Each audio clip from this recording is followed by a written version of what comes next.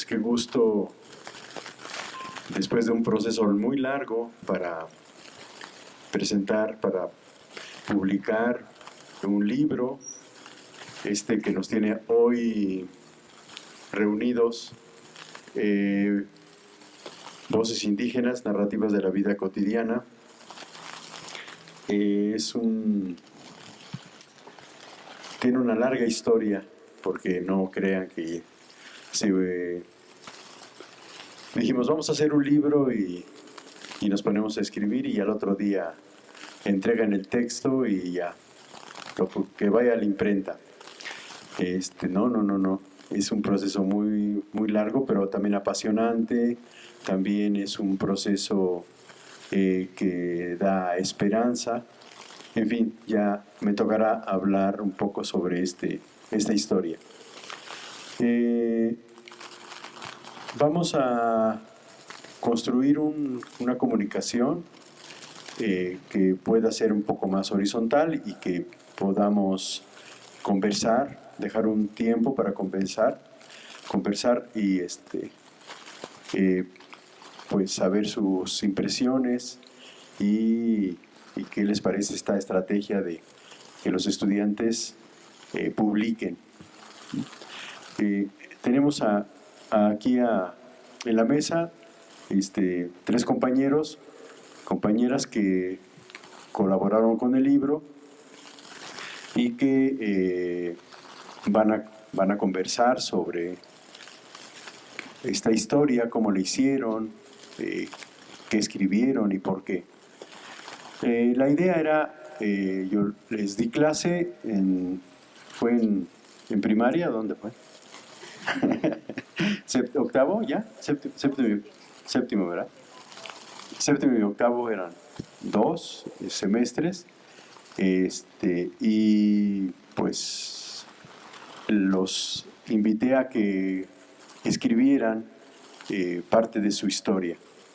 Esta idea que se les dice mucho de dar voz a los que no han tenido voz, está materializado, ¿no? Esta idea de romper el silencio de aquella cultura que ha sido excluida pues muchas veces por una concepción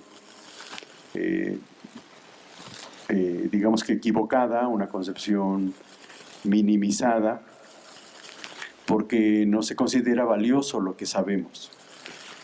Hace unos días un maestro me comentó que para qué se les iba a preguntar hoy a los niños, no sé si sepa, pero en este nuevo cambio, en esta nueva reforma, es importante que los alumnos digan qué saben y que el maestro les pregunte sobre temas y que se integre junto con la comunidad saberes para construir un codiseño y de ahí que todo mundo pueda desarrollar el aprendizaje y la enseñanza.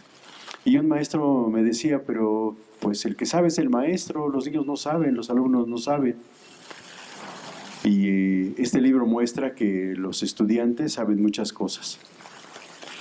En fin, quisiera que el doctor Gervasio iniciara este diálogo, porque él lo invitamos a que hiciera un prólogo, que viera los textos y que los analizara, reflexionara y nos compartiera otro texto.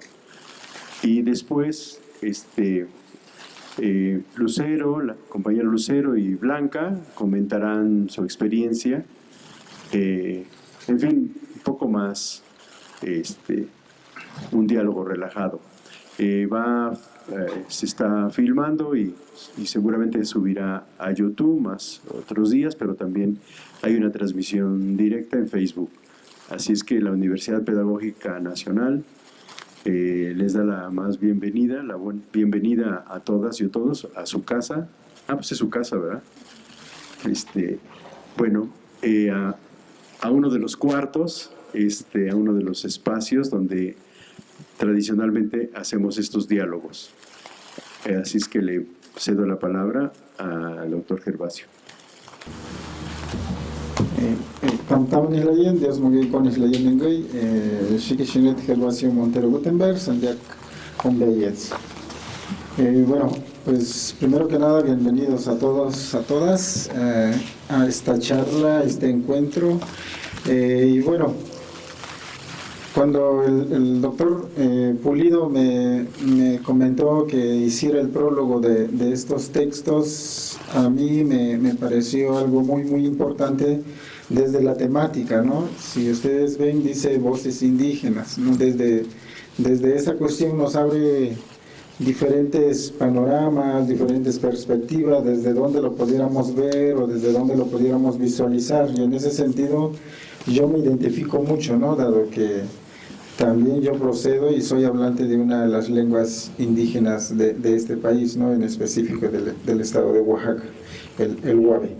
Y en ese sentido, en el prólogo yo señalo que seguramente cuando uno agarra el texto y empieza a hojearlo, se va a identificar con muchos pasajes, si no es que casi que con todo, ¿no?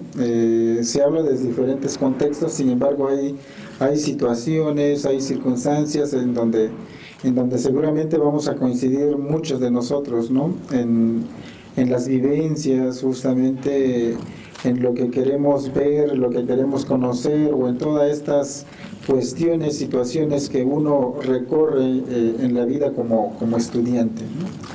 Desde estar o el momento de salir de sus comunidades, lo que implica esas cuestiones y la perspectiva que uno va asumiendo también, ¿no? En este caminar. Entonces, en ese sentido, el texto es muy vasta, ¿no? En el sentido de que hay muchas experiencias, hay mucho conocimiento, hay diversidad de cosas que vamos a poder encontrar en ese sentido, ¿no? Entonces,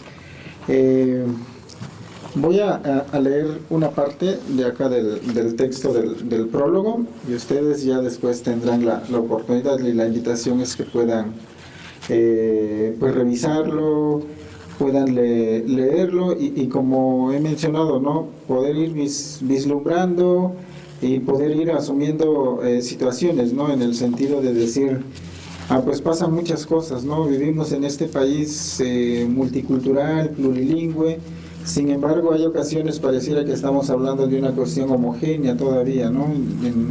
En el sentido del tratamiento de las cosas, ¿no? Entonces, y justamente, ¿no? A partir de los 15 textos que acá se describen, entonces reflejan esa parte de la realidad en la que vivimos, en donde estamos inmersos, ¿no? Es una parte, podemos decir, pero refleja esta gama de elementos que están dentro de cada una de las comunidades y lo que nos encontramos dentro de este territorio nacional, ¿no? En el sentido de las visiones o de las formas de ver las cosas, de cómo nos relacionamos, ¿no? Desde esta cuestión que a veces para la otra visión o la otra parte de la historia siempre lo ha tenido disminuido, limitado o aislado inclusive, ¿no? Sin embargo, prueba de ello ahora es que han cambiado algunas cuestiones en ese sentido, ¿no? Prueba de ello es que estamos aquí, para empezar, ¿no? Y estamos hablando de una obra justamente reflejando esas voces, ¿no? Si bien, como digo, ha habido avances, vamos caminando, sin embargo también hay situaciones que lamentar, ¿no? En el sentido también de hablando en esta cuestión de las voces, de las lenguas, de las palabras, muchas de ellas se están silenciando o inclusive muchas de ellas están agonizando en este momento, ¿no? O bien se están muriendo, ¿no? Es decir, sus hablantes, ¿no? Se están acabando, se están falleciendo. Entonces, una cuestión, la lengua por sí misma es importante, sin embargo es más importante el ente o el sujeto a través del cual se desarrolla una lengua, ¿no? Porque si no se va a quedar ahí nada más, ¿no? Es decir, podemos hablar de cualquier lengua, sin embargo lo que le da sentido, significado, pues justamente es la vivencia, el uso cotidiano, la interacción, ¿no? La vitalidad que puede tener cada una de ellas. Entonces, esta es una muestra de ello, ¿no? Esta vitalidad o este uso está plasmado acá, justamente desde esta dimensión de la oralidad, plasmado en la escritura, ¿no? Como narraba el doctor Pulido, y se menciona también una parte del libro, es que pues no ha sido fácil, sino es todo un acontecimiento, ¿no? Un recorrido largo, tedioso.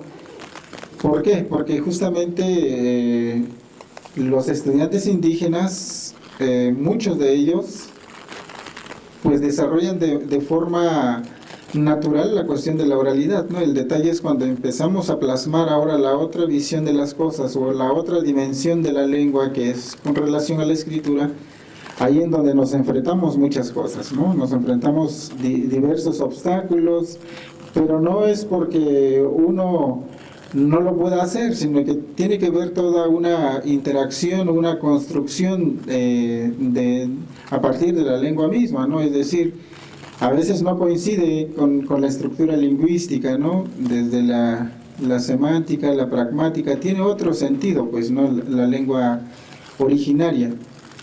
Y entonces, cuando uno quiere empezar a plasmar todas estas narrativas, pues se enfrenta en ello, ¿no? Entonces, que le va a faltar el artículo, o van a estar anteponiendo cierto otro aspecto gramatical que otro, ¿no? Entonces, ¿por qué? Porque la misma lengua así lo está diciendo, ¿no? O así los está empujando a partir de esta primera lengua que se tiene. Entonces, eso es una complejidad, ¿no? Muy, muy importante. Sin embargo, a veces la escuela, la universidad no atiende esas cuestiones, ¿no? Entonces, me parece también es un punto que resaltar en esta cuestión del libro, porque deriva de un taller o de un curso, de este seguimiento que se tiene para poder ir plasmando todas estas ideas, ¿no? Entonces, es decir, hay muchas situaciones, ¿no? Si bien ahora vemos una obra, un libro publicado, sin embargo, todo tiene un recorrido, muchas anécdotas, muchas situaciones para poder ir conformándolo, ¿no? en esta cuestión. Y justo entonces la invitación es pensar a partir de esto, ¿no? Hacia ciertas cuestiones que se dan a conocer justamente a partir de los contextos, ¿no? Entonces, me voy a permitir nada más a leer esta partecita. Puede hallarse desde lo utópico de la historia educativa, que ha sido señalada como instrumento de imposición de una homogeneización cultural y lingüística, hasta el clamor de la desigualdad y enajenación sociocultural que prevalece hoy día. Se configura también desde un valor semántico pragmático acompañado de un lenguaje metafórico, porque muestran ese entorno a través de la sabiduría a los rostros, hace tomar una cara, una personalidad. Las descripciones se disponen a partir de hilos de tiempo donde se despliegan sueños y esperanzas, como en el ejemplo de La Palma. Se retoman voces y experiencias de aprendizaje cuando se hace referencia, por ejemplo, al texto de Don Fidel, que manifiesta un legado ancestral, o Nashnonesme, perdón por la pronunciación en la lengua indígena, como le denominan los chatinos de Oaxaca, donde los Chuy Caletic, personas sabias o principales, enseñan y transmiten conocimientos a través de espacios específicos como Chameñá, lugar en donde se estanca el agua, o bien a partir de un sincretismo entre lo propio y lo asimilado y lo apropiado, como la historia de Jalatí, Virgen de Guadalupe, Betip, fiesta criada para dejar el espíritu de un niño en las manos de Dios, o la boda tradicional.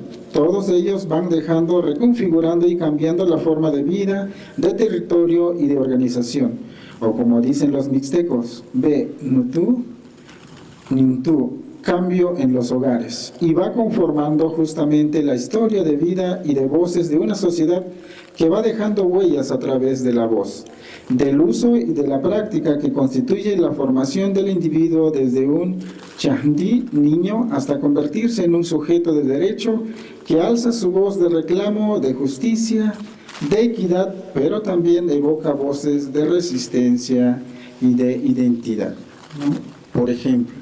Entonces, realmente uno va revisando los textos y como yo mencionaba hace rato, y va degustando mucho pues en la forma de narrarlo justamente, ¿no? Porque no siguen un solo sentido de expresión escrita, sino que hay diversas formas de expresar justamente esa visión o esta cosmovisión que parte de las comunidades, ¿no? Entonces, una forma de mostrar esas realidades que vemos en el campo y que muchas veces no se visualizan tan a menudo, ¿no? En las zonas urbanas, en las ciudades. Sin embargo, pues ahí están los senderos, los caminos, ¿no? Se van abriendo poco a poco y justamente la importancia de esto es dejar huella, ¿no? Y la voz es uno de ellos y sin embargo si se materializa en un desarrollo de la escritura como estas narrativas,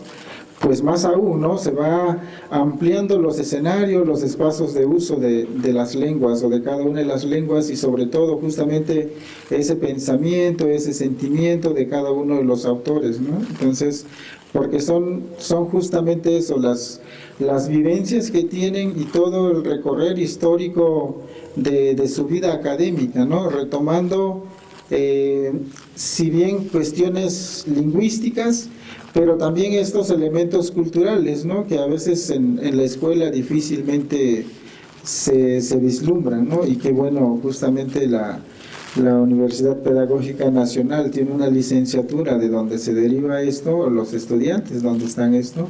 Entonces, eso es una cuestión importante, ¿no? Y la otra cuestión es que, pues justamente si somos conscientes de que vivimos en un país pluricultural y plurilingüe, es que estas visiones o estas formas de desarrollo o esta dimensionalidad de las cosas desde los pueblos indígenas y vistas entonces como se le denomina ahora como una cuestión de la interculturalidad, es que no debe de focalizarse a un solo sentido, a un solo ámbito, ¿no? Sino que justamente abrirse desde diferentes espacios y en todas las universidades o en todas las instituciones, ¿no? Y no pensar solamente en una cuestión de los pueblos indígenas o para los indígenas nada más, ¿no? Entonces, es algo también como punto ahí clave donde decimos nosotros o a partir del texto que va reflejando cómo puede irse convirtiendo estos saberes que muestran los autores y que vayan agarrando otra dimensión, ¿no? Llámese cuestiones de política, llámese cuestiones de desarrollo institucional, en el sentido de cómo retomar estos elementos y poder hacer otras cosas, ¿no? Entonces muestran una forma de cómo aterrizar a partir de las narrativas o a partir de esas historias o dándole voz a cada uno de estos textos, pues cobra una relevancia más allá de, ¿no? Entonces, como cualquier otra obra, en el sentido de que pues aquí los autores son los propios que van reflejando esos conocimientos, ¿no? Plasman lo que ellos piensan, sienten, viven y cómo han ido construyendo esta vida, ¿no? en la universidad o a través de la universidad para poder ahora ser, bueno, ya egresados, ¿no? Ellas, sin embargo, dejan, ¿no? O como ya le llamo, retomando un poco a Lindbergh, es pues las huellas de la voz, ¿no? La voz siempre deja huella también en ese sentido. Muchos dirán que a lo mejor no es tanto como el registro escrito, que uno puede pasar tiempo y volverlo a leer, sin embargo, también a través de la voz, ¿no? Entonces, y termino un poco esta primera parte diciendo entonces que, como yo mencionaba, si realzamos las voces de cada uno de nosotros desde diferentes perspectivas, desde diferentes ámbitos, pues podemos ir plasmando también nuestra historia, ¿no? Seguramente tenemos mucho que contar y que compartir en ese sentido,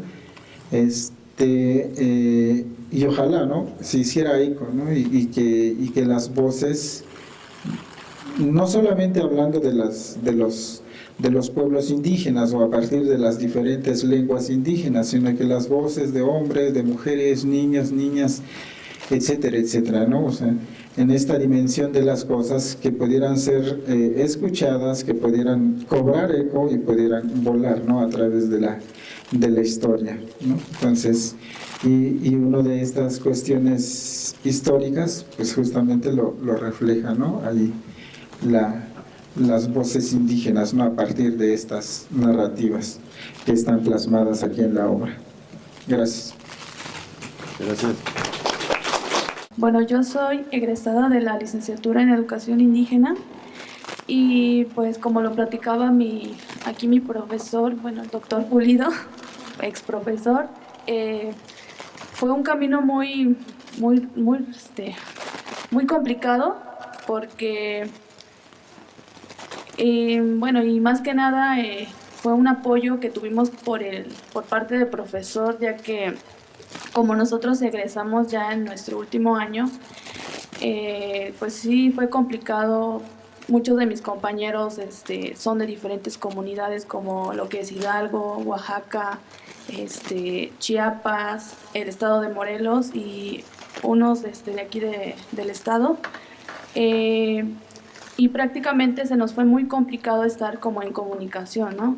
Pero pues gracias al apoyo de nuestro profesor es que pudo llevarse a cabo este gran proyecto, ¿no? Bueno, particularmente mi tema surge en base a mi trabajo de campo que realicé en el estado de Morelos, del cual yo provengo de la comunidad de Coentepec, municipio de Temisco, estado de Morelos. Prácticamente cuando el profesor habló en una clase, todos estábamos preguntándonos, ¿no?, ¿qué vamos a escribir, no? O sea, nosotros, ¿qué podemos plasmar para dar a conocer? Mi pregunta fue esa, y fue en ese momento en el que tuve que trasladarme a hacerlo de mi trabajo de campo para realizar mi proyecto de tesis.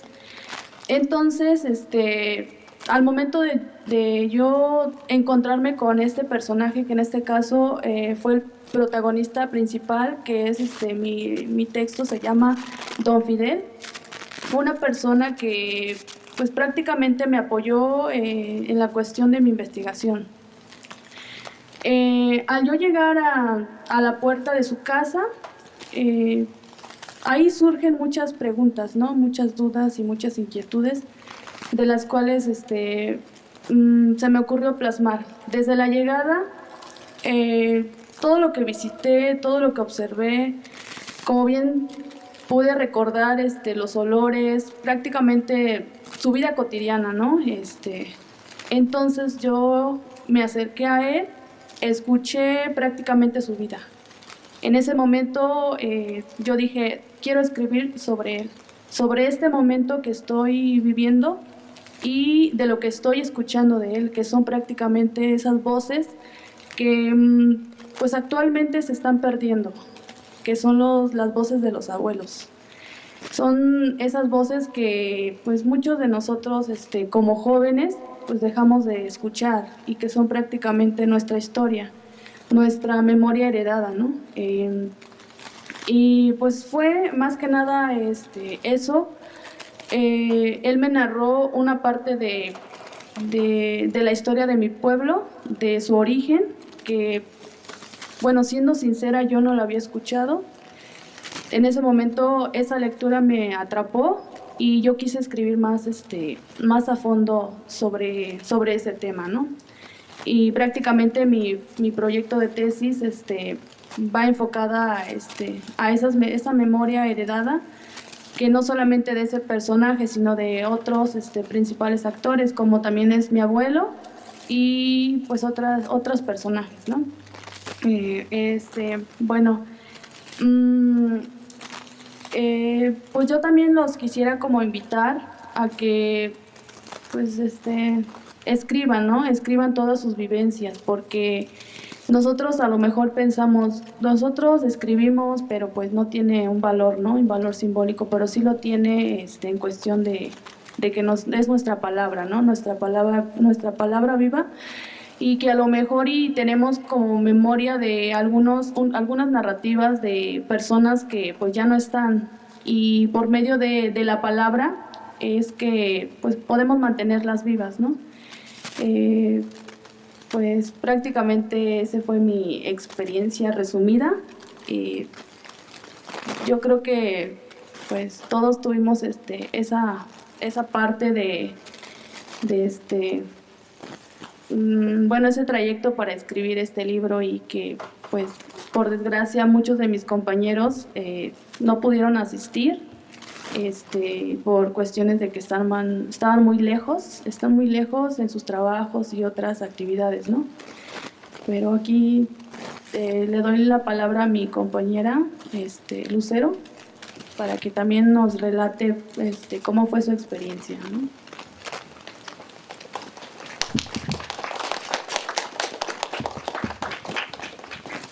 Hola, buenas tardes. Me llamo Mayra Lucero. Yo soy del estado de Morelos, del municipio de Cuautla, y pertenezco a la comunidad de Tetelcingo, que es una comunidad nahuatlante, pero bueno, lamentablemente yo no adquirí la lengua porque, bueno, sucedieron muchas cosas dentro de la historia familiar para que yo no pudiera pues adquirirla. La colaboración del libro me pareció muy interesante. Obviamente también me preguntaba lo mismo de qué voy a escribir. Pero de igual manera tomé en cuenta el protagonista principal es la lengua. Me preguntaba del por qué yo no adquirí la lengua. ¿Qué sucedió dentro de mi familia, de la comunidad, para que esto no sucediera?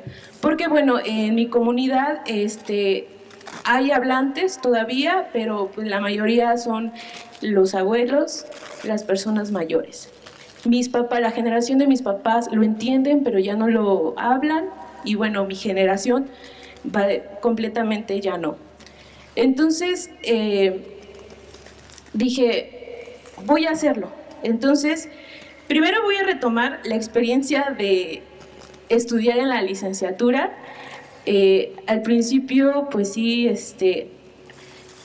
la licenciatura me ayudó también a descubrirme, porque yo llegué aquí y yo dije, ¿soy o no soy indígena? Porque yo no hablo la lengua. Pero conforme el paso del tiempo, pues obviamente el sentido de pertenencia, de estar en la comunidad, de vivir cosas de la comunidad, me hacen sentir eso, que pues estar en la comunidad y sentirme bien en la comunidad, aunque no hable la lengua. Entonces, al principio de igual manera solamente sabía que se hablaba náhuatl, mixteco, zapoteco, pero entendí la diversidad lingüística que tiene todo el país. Conocí compañeros de Oaxaca, de Hidalgo, de Chiapas, que pues hablan lenguas indígenas, chatino, ¿qué otras de Chiapas? Ñañús. Entonces, toda esa diversidad pues la fui descubriendo también. Y bueno, como les platicaba,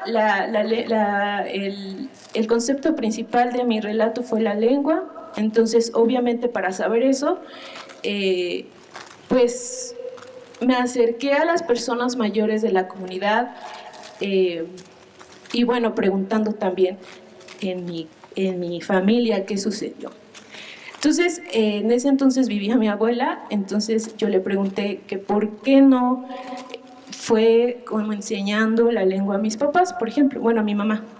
Y pues me dijo que no era favorable que enseñara la lengua porque vivía mucha discriminación. Como ya sabemos, uno de los componentes principales para que las lenguas se desplacen es la discriminación. Entonces, ella sufrió muchísima discriminación. La mayoría de las personas de la comunidad, por no saber hablar español, vivieron muchos despojos de tierra. Así vilmente les quitaban la tierra. precisamente por no hablar español. Entonces también había discriminación en la escuela. En la escuela eso vivió mi abuela. Dice ella que solamente fue 1 o 2 días a la escuela porque pues era demasiada como la presión de hablar español. Los maestros mismos decían que pues ¿por qué hablaban así? ¿Por qué se vestían así? Entonces, también me fue muy interesante rescatar esta parte de la escuela, cómo participaba, o bueno, sigue participando en este desplazamiento de vivir en comunidad. También uno de los principales fue el despojo y fue con toda la comunidad porque, bueno, ahorita mi comunidad sí es algo grande, pero estaba muchísimo más grande. Entonces también cosas que pasaron en el mismo municipio fue un despojo de tierras. Después también, bueno, mi comunidad también tiene historia. Me puse a investigar la historia de mi comunidad y conforme el paso del tiempo también sufrieron despojos e intento de despojo por proyectos, megaproyectos del mismo gobierno. No recuerdo ahorita en qué año, pero querían hacer un aeropuerto en mi comunidad. Entonces, obviamente esto implicaba un despojo masivo de la comunidad a otro estado. Recuerdo que un señor de la comunidad me dijo que los iban a desplazar a Michoacán por hacer ese proyecto. Entonces, obviamente las personas pues no sabían cómo detener eso y pues buscaron apoyo. En ese entonces una de las personas como importantes de la comunidad eran los padres de la iglesia. Entonces un padre de la iglesia pues les ayudó a asesorarse para que no sucediera esto. Entonces pues obviamente sí se logró detener el proyecto, pero también un poco con asesoría jurídica o de que ellos tenían como el poder de la tierra, de levantarse como en armas, porque detuvieron a todas las personas, los policías que querían como despojarlos a fuerza. Entonces fue algo muy importante en mi comunidad todo ese proceso. Y bueno, después de eso llegó el bien llamado progreso. Obviamente la palabra progreso no es lo mismo de una comunidad originaria a otro contexto muy diferente. Entonces, también investigando un poco, justamente en mi proyecto de tesis, agarro como este concepto del desplazamiento de la lengua. En una de mis investigaciones encontré que ese llamado progreso se llamaba, bueno, más bien el municipio que quiso hacer una carretera, más bien lo hizo. Una carretera, es una de las carreteras más importantes del municipio, que es la México-Cuautla, que da paso aquí a la ciudad, y bueno, el desplazamiento de otros municipios de Morelos, como es Yecapistla, Atatlaucan. Entonces, es una carretera muy importante y muy transitada. Entonces, esa carretera también fragmentó la vida en comunidad. Pues porque, pues obviamente llegaba gente externa a vivir ahí, y obviamente otro tipo de manera de vivir pues trajeron a la comunidad. Entonces, pues de esta forma trato de algo tan subjetivo que es la lengua pueda ser muy objetivo en una manera escrita, ¿sí? Entonces también fue un proceso de cuestionamiento del que si soy o no indígena, ¿no? Entonces, la lengua no es, bueno, más bien sí es importante para que uno se reconozca, pero también la manera de vivir, de conocer y reconocer a las comunidades, no de una forma romantizada, de verlo como qué bonito su traje, qué bonito su idioma, sino que hay otras maneras de ver la vida, cosmovisiones, que bueno, obviamente pues solamente se adquieren o más bien se visibilizan dentro y viviendo de una comunidad. Entonces, este libro me parece muy importante porque bueno, son narraciones de mis compañeros de diferentes estados, unos pues obviamente desde su lengua, y pensando desde la lengua y transcribirlo o escribirlo en la lengua del español, pues sí es bastante diferente. Y bueno, los invito a que pues lo puedan leer porque son narrativas pues no muy académicas, sino que pues son narraciones metafóricas, entonces eso es muy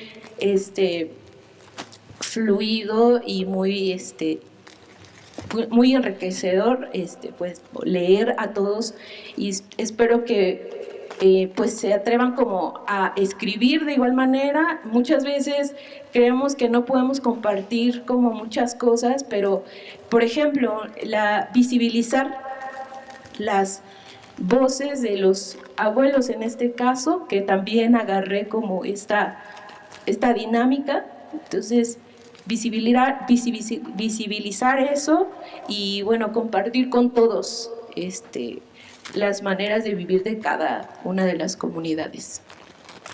Gracias. Muchas gracias. Pues aquí hay bastantes temas de debate, ¿no? Porque la narrativa es una manera de sistematizar las investigaciones. Solo que hay una corriente que ha sido dominada, una concepción de ciencia, de lo científico, entre comillas, y que, como decía Lucero ahorita, pues son narrativas. Y esas narrativas tienen una fuerza teórica, solo que no se le ha dado, no se le había dado. Hoy ya en el mundo la narrativa tiene una fuerza tremenda. Mi tesis doctoral fue de la narrativa. En otra época no hubieran dejado que yo hubiera hecho una tesis de doctorado desde la narrativa, ¿no? Y en la UNAM lo aceptaron y bueno, ya saben, mención honorífica. Ay. Entonces, la narrativa tiene una fuerza muy interesante, muy buena. Seguramente que Julián nos estará escuchando allá en Tetepec, en Oaxaca, en la costa. Él no pudo venir, estaba muy interesado en venir, no pudo llegar. A Mari y García Gallegos y Wilfrido, que también hicieron un texto, que son de Oaxaca.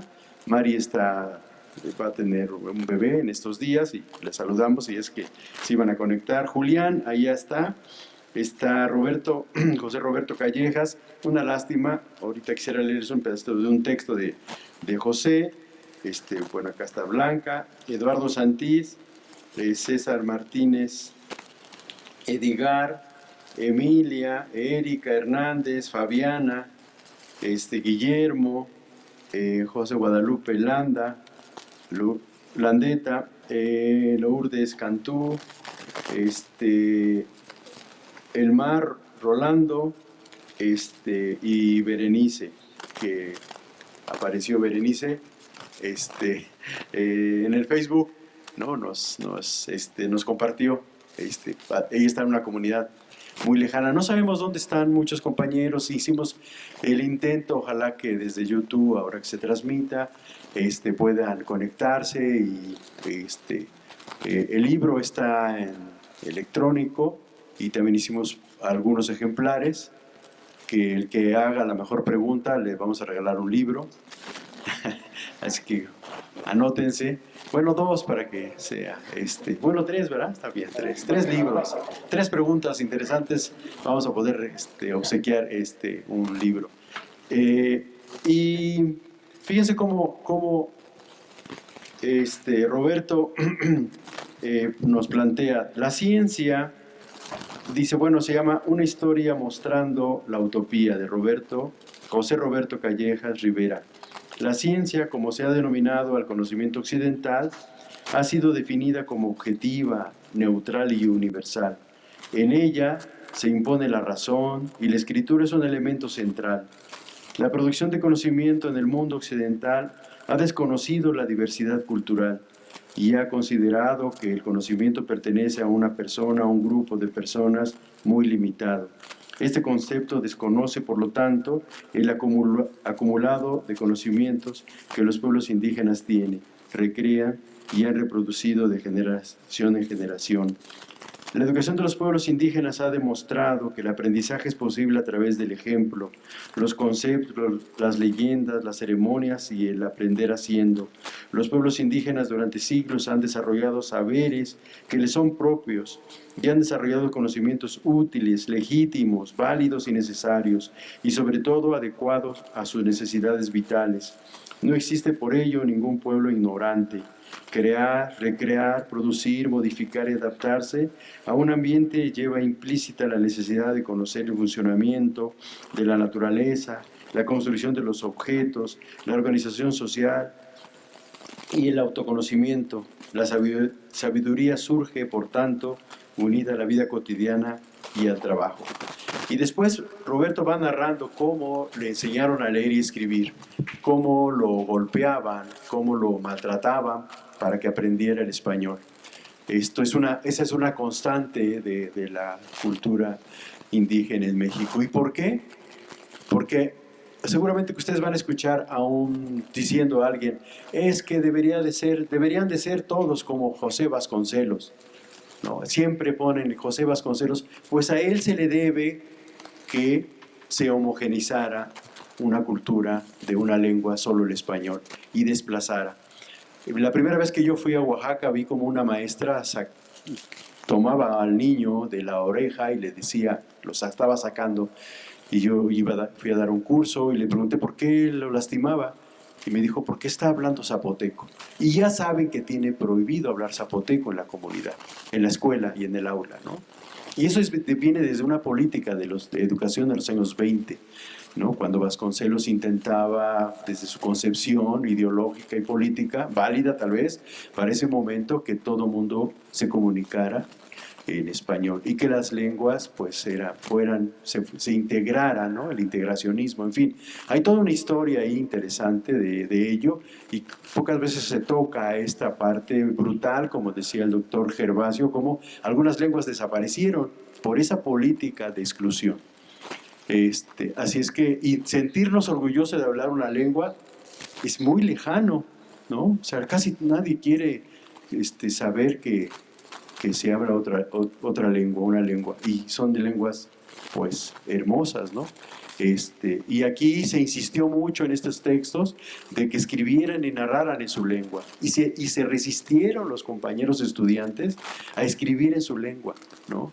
Otras tesis que he dirigido de maestría y de doctorado, los compañeros indígenas se resisten a narrar pasajes interesantes, y cuando leemos, o ellos leen en su lengua, en la lengua, y luego la leen en español, la riqueza de su idioma es impresionante, ¿no?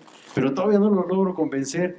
¿Cuál es mi papel en esto? Porque yo diría, Mari, Lucero, pues no soy indígena, aunque me crié en Tlaxcala y escuchaba hablar náhuatl y llegaban las señoras con mi hermana y mi hermana les daba, hacían trueque, les daba ropa y ella traía fruta, y recuerdo esos aromas de la pera, las manzanas.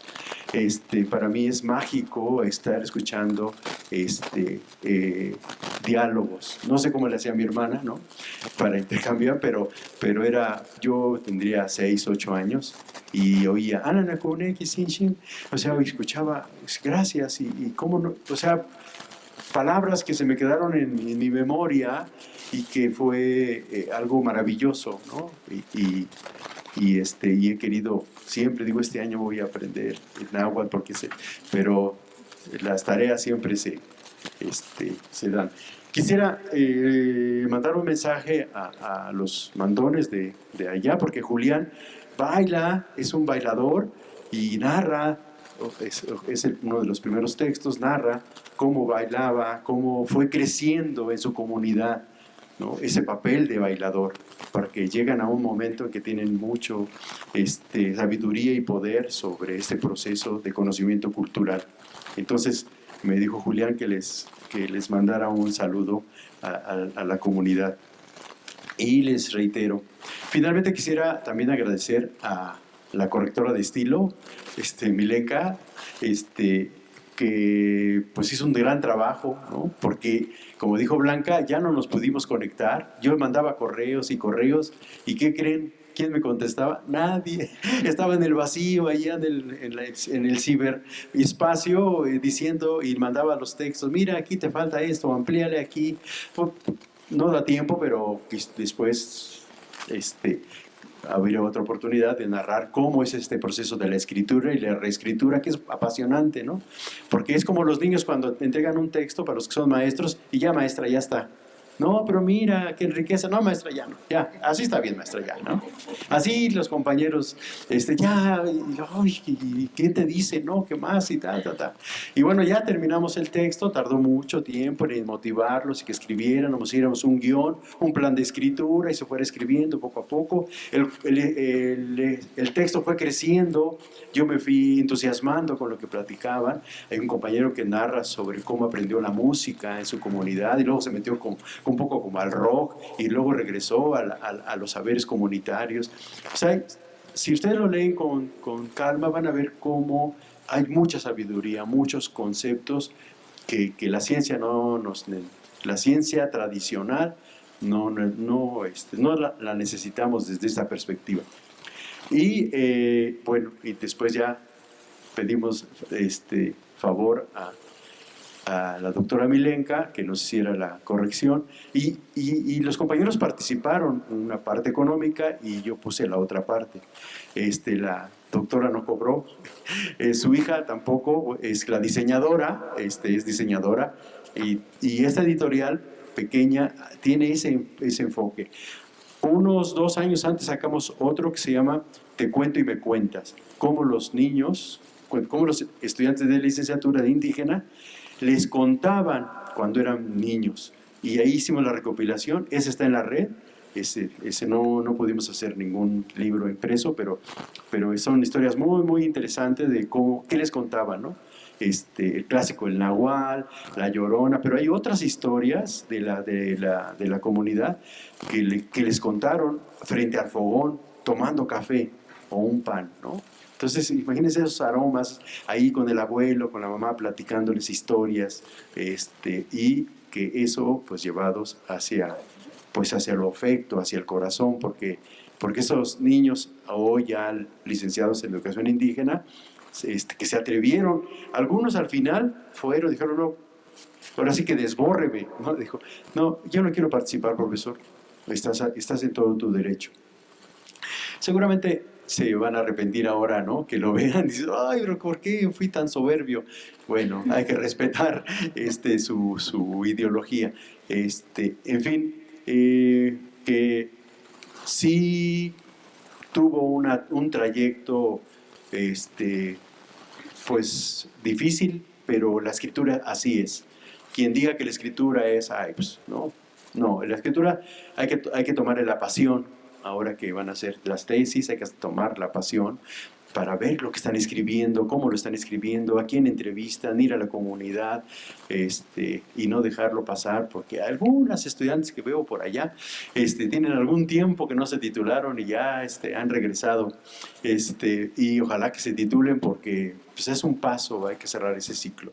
En la década de los 20, de los 30, los 40, se decía, si quieres acabar con una lengua indígena, llévalo a la escuela, ¿no? Ya metiéndolo a la escuela, ya, ahí. ¿Qué creen? Que desafortunadamente la escuela sigue cumpliendo una función ideológica, como a veces como un aparato muy fuerte del Estado, ¿no? Sobre esta cuestión de desvalorización o de delimitar el uso de las lenguas, ¿no? Sin embargo, ahí creo que cada uno de nosotros, esa es la importancia ahora, independientemente pues justamente de la carrera, ¿no? Que llámese como se llame, ¿no? En educación indígena, pedagogía, o bien sociología, o bien desde la medicina también, ¿no? Entonces, porque si estamos refiriéndonos a esta cuestión plurilingüe y pluricultural del Estado mexicano, es que deberíamos, o todos los funcionarios, o los que tenemos una función, ¿no? Deberían de hablar, o deberíamos de hablar todos la lengua del contexto donde estemos inmersos, ¿no? Entonces eso sería fantástico, ¿no? Y entonces estaríamos cumpliendo a cabalidad con los postulados, ¿no? De los derechos lingüísticos, de la Constitución misma. Sin embargo, bueno, todavía vivimos en la utopía en estos momentos. Sin embargo, digo, también el papel es de nosotros ahora, ¿no? Desafortunadamente las escuelas, o muchas de las escuelas, no son todas, porque hay experiencias muy, muy importantes, innovadoras de uso y de fortalecimiento de la cuestión cultural y lingüística. Sin embargo, también existen primarias o preescolares bilingües, o denominados bilingües, que no hacen el papel, ¿no? En ese sentido, siguen utilizando una sola lengua, una sola cultura, etcétera, etcétera. Condiciones son muchas, situaciones también, ¿no? Sería como alargar la charla y revisar caso, por ejemplo, ¿no? de estas cuestiones. Sin embargo, digo, lo que puedo decir es que, pues justamente nosotros tenemos, o debemos de asumir ahora el papel de darle cabida, ¿no? De retomar estas cuestiones o los elementos culturales y lingüísticos en cada uno de nuestros espacios, ¿no? Donde estemos, ¿no? Y ir aportando sobre esto. Hay iniciativas, como yo decía hace rato, ya se van como que avanzando a pasos muy lentos, pero ahí vamos, ¿no? En ese sentido. Hay programas, no hay que verlos muchos como asistencialistas, porque si no, ya también hasta ahí, ¿no? Pero, por ejemplo, la UNAM, en esta cuestión en la maestría y el doctorado en pedagogía, ahora aceptan como ser hablante de una lengua indígena para poder postularte, por ejemplo, ¿no? Presentar nada más, y eso es otra cuestión que tendríamos que discutir después, pero con que presentes a través del INALI una constancia que eres hablante de tal lengua, ya te validan, ¿no? Para entrar a la maestría en ese sentido, una lengua, o para el doctorado te piden 2 lenguas aparte del español, ¿no? Entonces uno puede presentar el inglés o cualquier otra lengua extranjera más la lengua originaria, entonces te lo aceptan como tal, ¿no? Entonces, digo, falta mucho que hacer, pero son como pequeños espacios, ¿no? Que se van ganando en ese sentido, cuando hace una década, por ejemplo, no se vislumbraba esas cuestiones, ¿no? Entonces, son como estos elementos que hay que ponerlo en el escenario y en panorama, ¿no? Para cada situación. Sin embargo, pues digo, cada uno de nosotros debemos de asumir esa responsabilidad. No seamos o no seamos hablantes, procedamos o no de alguna comunidad indígena, pero sobre todo en esta visión de la cuestión pluricultural y de la cuestión plurilingüe del país, ¿no?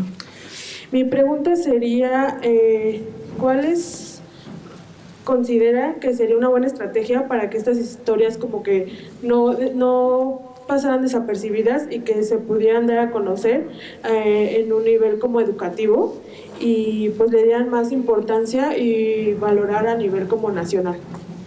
Gracias. Pues yo pensaría que igual, ¿no? Cada uno de nosotros asumir nuestras propias narrativas y poder justamente a partir de esto ir como compartiendo, ¿no? Ahorita ya tenemos el ejemplo, ¿no? A partir de la obra, y lo podemos difundir en ese sentido y aprender de ello, ¿no? Aprender en la cuestión de cómo poder aterrizar sobre esta cuestión de la escritura a partir de las propias vivencias, o a partir de nuestra propia historia de vida, ¿no? Entonces, pero justamente el compartir, yo pensaría que no queda más en ese sentido, ¿no? La compartencia, como le llamamos desde Oaxaca, el decir, estoy haciendo esto, hay esto, ¿cómo podemos hacer nosotros ahora? Si bien estoy en una escuela, en el espacio en que me encuentre, ¿no? O sea, lo has mencionado aquí, sería bueno las generaciones, ¿no? Poder asumirlo como tal, ese es un buen punto, ¿no? Ojalá, hay que decirle al doctor Pulido que cada año, ¿no? Y bueno, la correctora de estilo también. Pero si no, conformar como pequeños grupos, ¿no? Pequeños colectivos sobre eso. No queda de otra que nosotros asumamos eso de poder escribir. Ya se dijo, ¿no? La escritura ese es el ejercicio personal. Pues si uno dice, mañana escribo, mañana, el mañana nunca llega, ¿no? Y ya sabemos cómo nos prolongamos luego en el tiempo. Sin embargo, a veces una línea, un párrafo, luego te va ayudando pues a ir como dimensionando las cosas y a partir de eso justamente ir narrando otros elementos, ¿no? Entonces, pero no hay recetas como en ese sentido tampoco, ¿no? Para el ejercicio de escribir más que escribir, ahora sí, ¿no? Atreverse. Y mi pregunta va, es general. Si existe alguna organización o algo así para que estas lenguas no se vayan perdiendo a través de las nuevas generaciones o a través de las personas que emigramos para acá a la ciudad. El aprendizaje de lenguas luego a veces, o más que a veces, importa mucho el interés, ¿no? Las motivaciones sobre todo, ¿no? Entonces, y si tomamos esas dos cuestiones de por medio, yo creo que podemos aprender. Porque nos puede impresionar y podemos... yo me acuerdo en la secundaria y la preparatoria, en esta cuestión gramatical del inglés, pues uno lo pasa con 9, 10, ¿no? Te aprende las reglas. Pero no así el uso de la lengua, pues, ¿no? Entonces... obviamente también va a depender de lo que nosotros queremos hacer, ¿no? con las lenguas. Sin hablando en esos términos de lenguas originarias, pues la intención justamente es el uso, la interacción e ir como que abriendo brechas, ¿no? Dimensionando las cosas.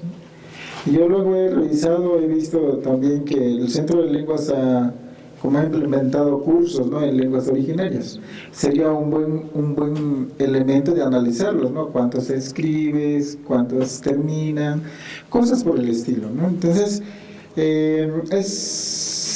debemos de tener motivaciones sobre todo, ¿no? El interés y motivaciones para poder realizar cualquier situación, en este caso, como digo, en el aprendizaje de una lengua, ¿no? Entonces, en mi caso le he encontrado esa motivación y me he enfocado un poco al trabajo con las lenguas indígenas, ¿no? Partiendo de mi lengua originaria en ese sentido, ¿no? Y lo he llevado a esta dimensión académica, pedagógica, ¿no? Entonces, en ese sentido, ¿no? Pienso que podemos ir como abonando a estas situaciones cada uno de nosotros, pero repito, veo dos cosas, ¿no?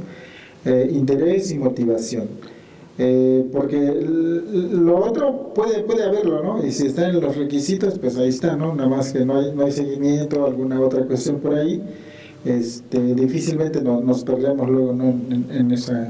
en esa cuestión. Nada más, gracias. Gracias, doctor.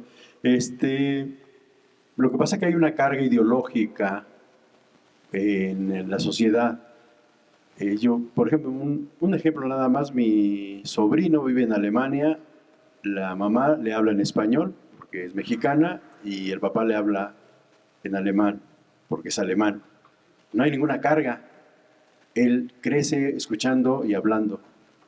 Ahora yo intuyo que empieza a hablar inglés porque ellos se pelean en inglés, para que no se den cuenta que están discutiendo, entonces ellos se hablan en inglés y el niño pues no es ningún tonto, entonces ya empieza a ver que hay una carga, ¿no? Hay otra idea. Pero en México se ha habido esa carga de exclusión, por eso es que uno se plantea, bueno, sí o no, ¿por qué?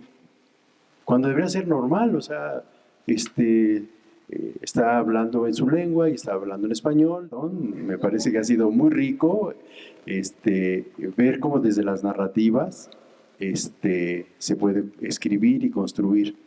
No debería decir esto porque este es un autor occidental, pero vale la pena por la escritura. Marcel Proust, un francés, escribió En busca del tiempo perdido. Un día llegó a casa de la mamá y le dio un té y una magdalena. Él cortó un pedazo, como suele hacerse, lo sumergió en el té y lo probó. Y le vino un choque tremendo de una memoria de la infancia, ¿no? Porque la abuela le daba un té por las noches cuando hacían tertulia a sus padres, en fin. Y de ahí escribió 7 tomos, más o menos como de entre 500 y 700 cuartillas. Imagínense, ¿no? O sea, a partir de esa memoria fuerte, ¿no? Y empezó a narrar. Les recomiendo esa. Es autobiográfica, pero también es tipo novela. Pues vamos llegando al cierre. Agradecemos muchísimo a la Universidad Pedagógica Nacional. Así es que les agradezco infinitamente a Blanca, a Lucero por venir y sobre todo al doctor Gervasio que se dio ese espacio. Pues quisiera que les dieran un fuerte aplauso para cerrar. Educar para transformar.